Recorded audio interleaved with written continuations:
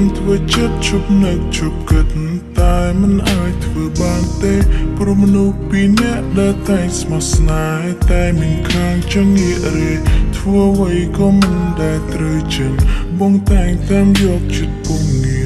ពេលដែលឆ្លុះគ្នាពងងារថាបងមិនដែលចេះយកចិត្តថ្លៃ